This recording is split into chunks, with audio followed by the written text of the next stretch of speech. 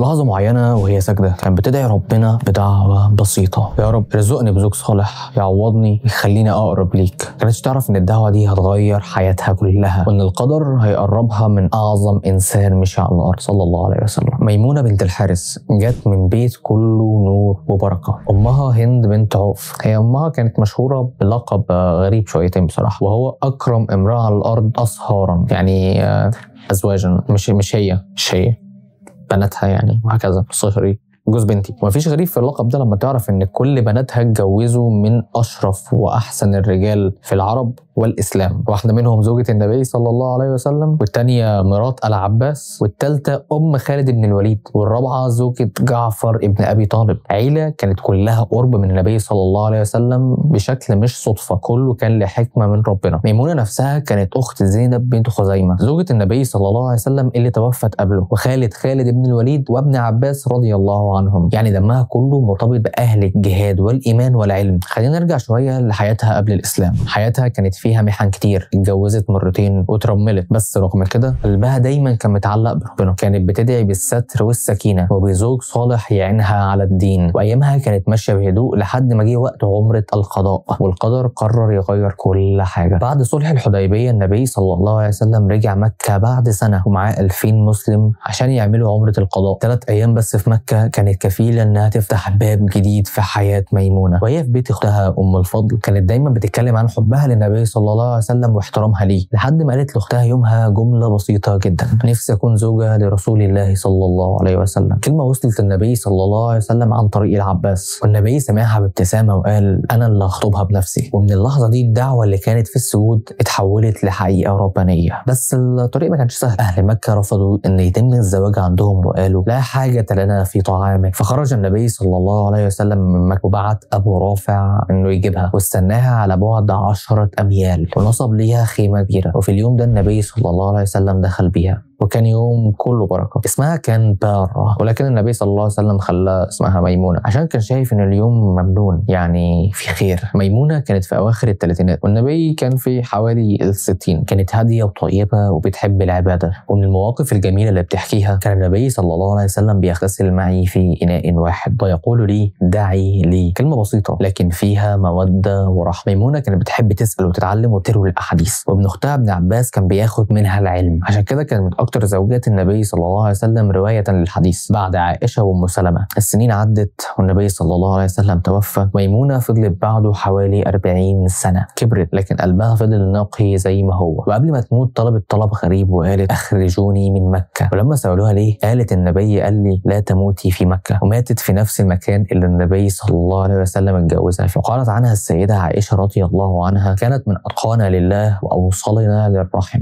ميمونه رضي الله عنها كانت ست بسيطه صادقه في دعوتها، فحقق لها ربنا المعجزه اللي بدات حياتها بحزن وختمتها في الاخر بنور. كل ده عشان تعلم العالم ان الدعاء الصادق عمره ما بيضيع. وبس كده وصلنا لاخر حلقتنا. لو عايز تعرف او عايز تعرفي قصص تانية عن انبياء عن اي حاجه تانية، ما تنساش تعمل لايك وسبسكرايب وتكتبي في كومنتات تحت انت عايز تعرف ايه تاني اكتر، وباذن الله تلاقيه في الفيديو اللي جاي. مع السلامه.